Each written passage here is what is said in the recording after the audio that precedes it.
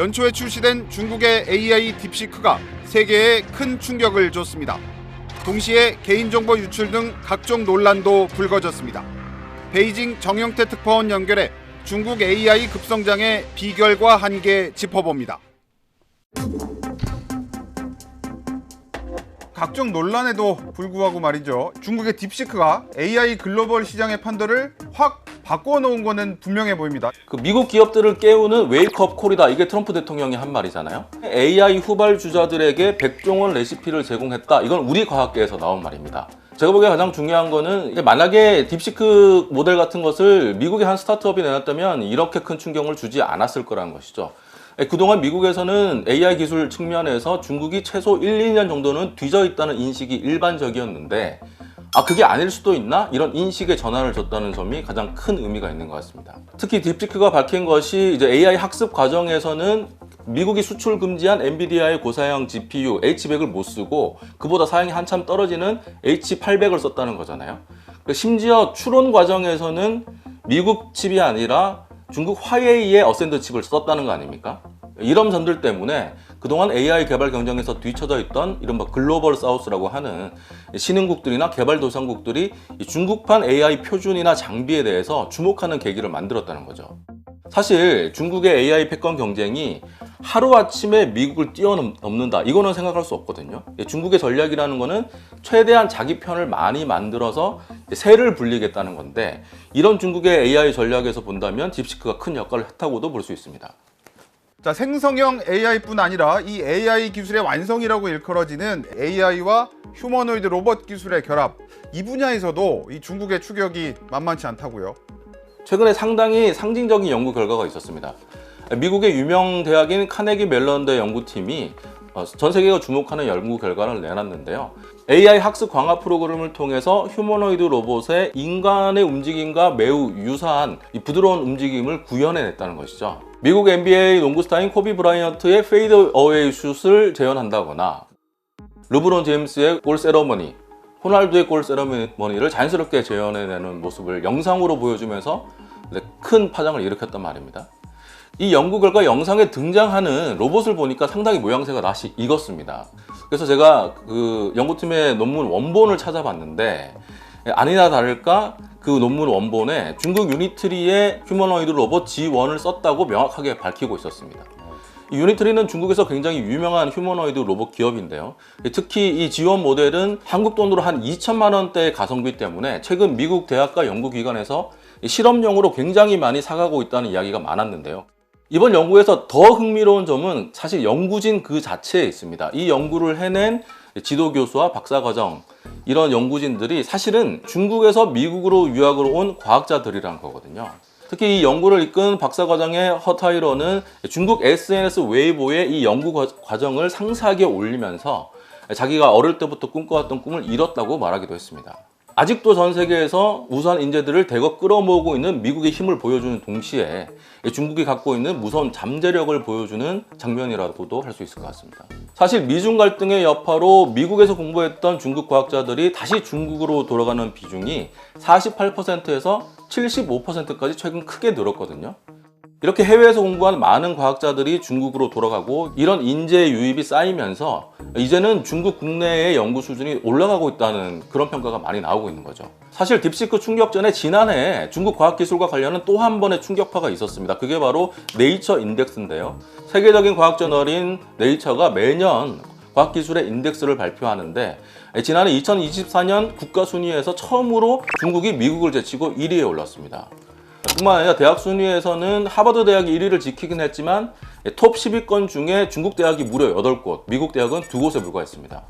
6위에 올라있는 저장 대학이 바로 딥시크 창업자 량엉펑이 공부한 곳입니다. 그만큼 이 과학 분야에서 중국이 얼마나 빠른 속도로 미국을 추격하고 일부에서는 뛰어넘고 있는지를 보여주는 그런 상징적인 사건이라고 할 수 있었습니다. 그 미국을 따라잡은 원동력, 결국은 인재 양성이라고 봐야 되는 건가요? 네, 이공계 인재 양성을 위한 이 30년 동안의 국가 계획이 있었다는 점을 부정하기 힘듭니다. 사실 1990년대부터 매년 100명 이상의 해외 유학 인재들을 중국으로 다시 돌아오게 한다는 백인 계획이 있었고요. 2008년에는 이것을 천인 계획으로 확대해서 중국인뿐만 아니라 외국 인재들까지 중국으로 영입한다는 계획을 세웠습니다. 그렇기 때문에 필연적으로 외국 인재 빼각이나 기술 훔치기 논란이 불거질 수밖에 없었는데요. 그래서 당시에 미국이나 일본에서 많은 과학자들이 체포나 조사를 받는 파장이 일었고, 심지어 우리나라에서도 이 천인 계획에 관련된 카이스트의 한 교수가 자유주행 기술을 빼돌렸다는 혐의로 지난해 대법원에서 실형이 확정되기도 했습니다. 미국이 처음에는 이 천인 계획에 대해서 주목을 안 하다가 나중에 정보 기술 빼가기 계획으로 규정을 하고 상당한 규제에 들어갔지만, 천인 계획은 4년 동안 2,000명이 넘는 외국 인재들을 중국으로 돌아오게 함으로써 일정 부분 성과를 거뒀다는 평가를 받았습니다. 시진핑 주석 집권기인 2012년부터는 이 천인 계획에 더해서 만인 계획이라는 계획을 또 추가하게 되는데요. 이 만인 계획은 해외 인재 영입하는 것도 있지만 국내 인재들을 영입하는 데 좀 더 초점을 맞췄다고 할 수 있습니다.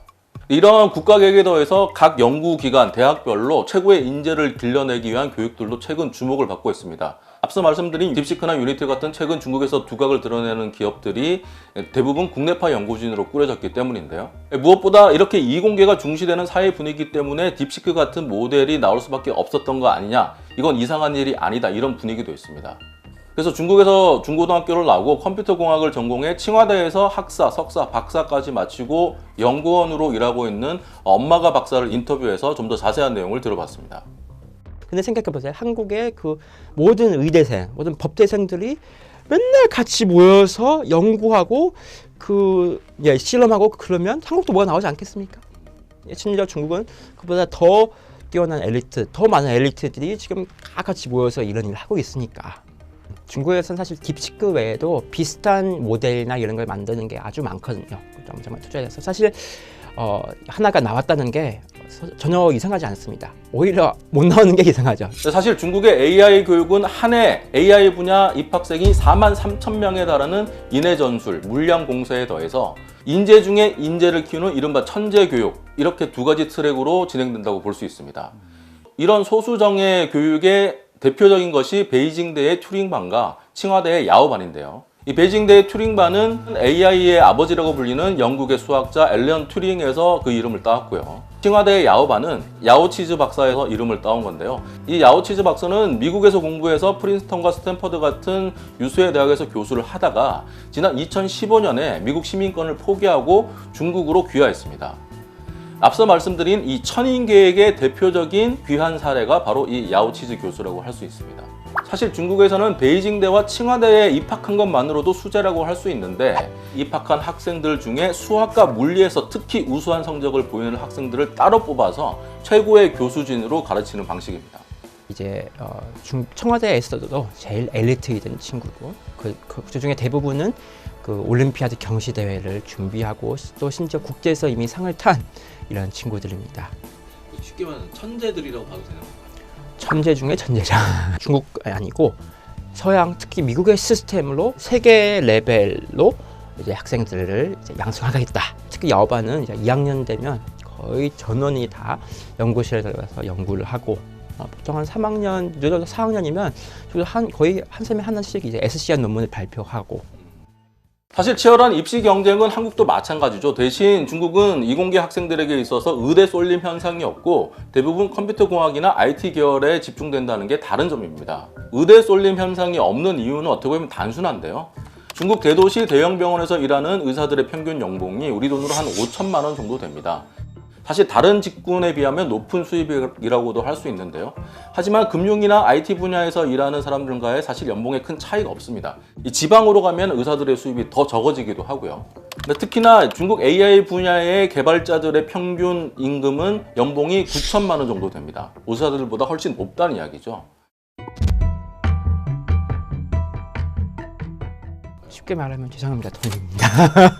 워낙 지금 중국 경제도 많이 약간 어렵거든요. 그래서 그나마 상대적으로 이제 IT 계열이 연봉이 좀 세니까 그쪽으로 많이 가고 있습니다. 문과 엘리트 반의 국어 성적이 이과 엘리트 반의 국어 성적보다 낮아요. 심지어 지금 1등이면 당연히 이제 컴퓨터 이제 이런 계열이고, 컴퓨터의 뭐 AI 쪽이고, 2등은 이제 경제, 금융 보통 이 두 개가 제일 세죠. 이 전공을 선택하는 학생들의 입장에서 보면 의대보다는 IT나 과학 분야를 지원하는 것이 앞으로 성공할 기회가 더 많다는 그런 자연스러운 인식이 사회에 뿌리 내리고 있다고 할 수 있겠습니다. 중국에서는 이 딥시크 어떻게 보고 있나요?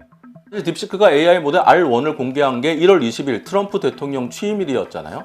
근데 사실 이것도 나중에 화제가 된 것이지 이 당일에 딥시크 R1 모델 출시를 보도한 중국 매체는 거의 없었습니다. 이 당일에 량원펑 창업자가 중국 리창 총리가 주재한 기업 간담회에 참석했는데 이날도 여러 사람 중에 량원펑이라는 이름이 거론됐을 뿐 딥시크란 회사의 사명도 나오지 않았거든요. 그만큼 중국에서도 미리 주목하지 않았다는 이야기입니다. 그런데 이 1월 20일 이후에 서방의 AI 전문가들이 딥시크에 대해서 분석을 하고 미국 매체들이 가성비가 어마어마하게 뛰어나다는 전문가 인터뷰들을 실기 시작하면서 결국 1월 27일에 미국 증시에 큰 충격을 준 거잖아요. 사실 중국 매체들의 딥시크에 대한 보도도 이때부터 시작된 겁니다. 딥시크가 작은 스타트업이고 거대 기업이 아니었기 때문에 주목하지 않다가 미국에서 굉장히 뜨거운 반응이 나오니까 그때부터 주목하기 시작했다는 것이죠. 사실 딥시크 출연으로 미국을 비롯한 서방 세계가 큰 충격을 받았지만 중국도 굉장히 놀랐다고 할 수 있습니다. 얼마 전 시진핑 주석이 이 중국의 빅테크 수장들을 한자리에 불러 모았잖아요. 그때는 이제 양원평이 굉장히 좀 주목을 받았는데 시진핑 주석이 민간 기업들과 만나는 건 2018년, 즉 7년 만입니다. 시진핑 주석 집권기의 경제 정책은 이 국진 민퇴라고 해서 국영 기업들이 확대되고 민영 기업은 쇠퇴하거나 또 공동 부유라고 해서 빅테크들을 규제하는 그런 정책이 상징적이었잖아요. 그렇기 때문에 이런 자리가 그동안 없었다고 할 수 있는데 이번 자리는 딥시크 때문에 만들어졌다고 해도 과언이 아닙니다. 알리바바의 마윈이나 우리가 아는 샤오미, 비아디, 화웨이 같은 중국의 정말 초거대 기업들의 총수들이 한자리에 했거든요. 그 중에 직원이 150명에 불과한 딥시크 창업자 양원평이 함께 했다는 것이죠. 이 자리에서 특히 시진핑 주석이 끝까지 싸우면 이긴다는 정신을 강조한 게 눈에 띄었는데요.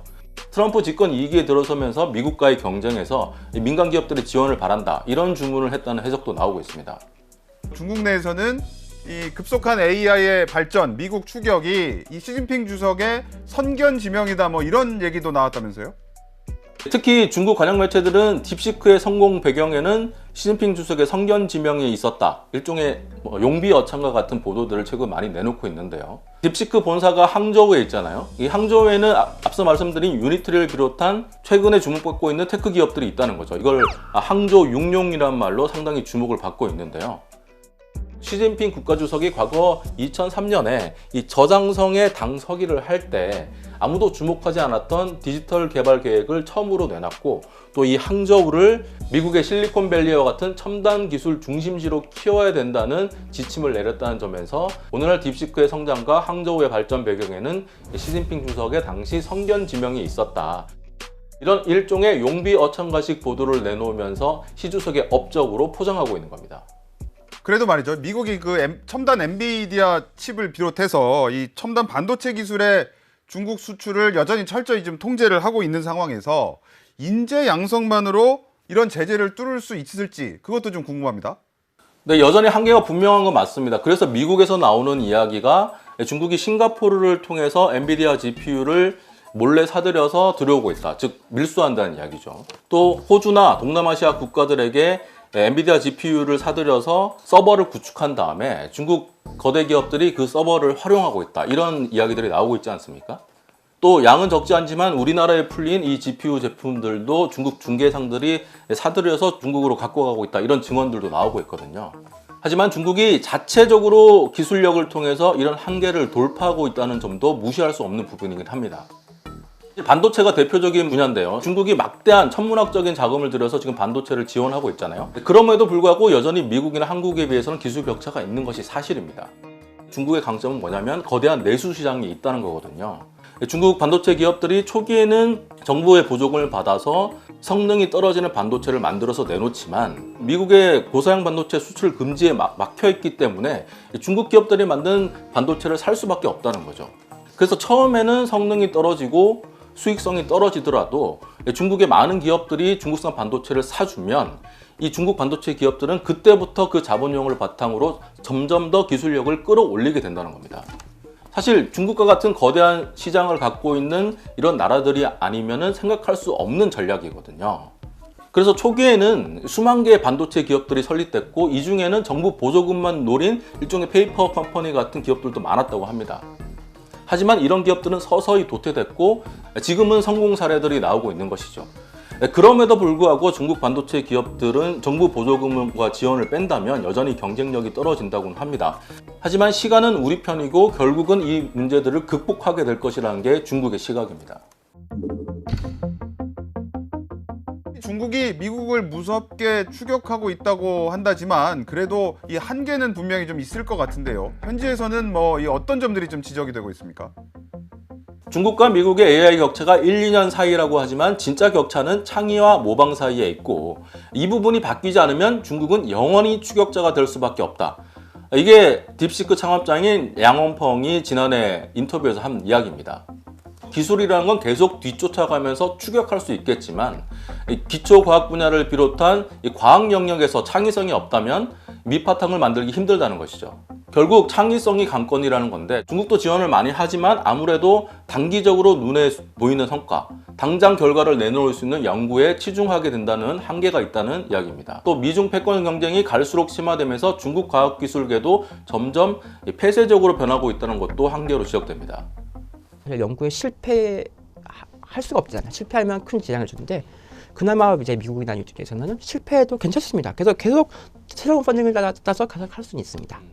이게 하나 원인이고 또 둘째 원인은 미국은 워낙에 전 세계 각지에서 여러 다른 마인드를 가지고 온 친구들이 같이 연구하다 보니까 마인드에 이런 스파클링 이런 게 많죠. 미국과 중국 이야기를 했지만 우리나라도 딥시크 충격이 만만치 않은 것 같은데요. 인공지능을 포함한 한국 과학기술계에 대한 부족한 지원, 또 이공계의 의대 쏠림 현상 등에 대해서 재조명이 많이 되고 있는 것 같습니다. 사실 중국의 국가 차원의 인재 양성 계획이라는 것도 1990년대부터 시작했거든요. 이보다 앞서서 1960년대, 70년대, 80년대에 일본과 한국이 먼저 이런 국가 인재 양성 계획을 했었습니다. 더 앞서서는 2차 세계대전 직후에 미국이 독일의 우수한 과학자 수백 명을 미국으로 데리고 오는 이런 계획도 있었고요. 어떻게 보면 중국보다 훨씬 앞서서 한국도 과학기술 입국이라는 걸 통해서 선진국 반열에 올랐잖아요. 사실 시진핑 주석도 최근에 이런 말을 한 적이 있습니다. 자신이 20년 전에 저장성 당서기를 할 때 이 저장성과 인구와 면적이 비슷한 한국이 경제력에서 크게 앞서가는 것을 보고 한국을 벤치마킹 대상으로 삼았다는 거거든요. 그런데 그 20년 사이에 한국과 중국의 과학기술의 격차가 굉장히 많이 줄었거나 아니면 오히려 중국이 앞서는 부분들이 많이 나타나기 시작한 것이죠. 그래서 이 딥시크 충격이 한국 과학기술계와 이공계에 대한 일시적인 관심에 머물지 않고 앞으로 더 장기적인 지원과 국가계획을 세우는 데 도움이 됐으면 하는 바람입니다.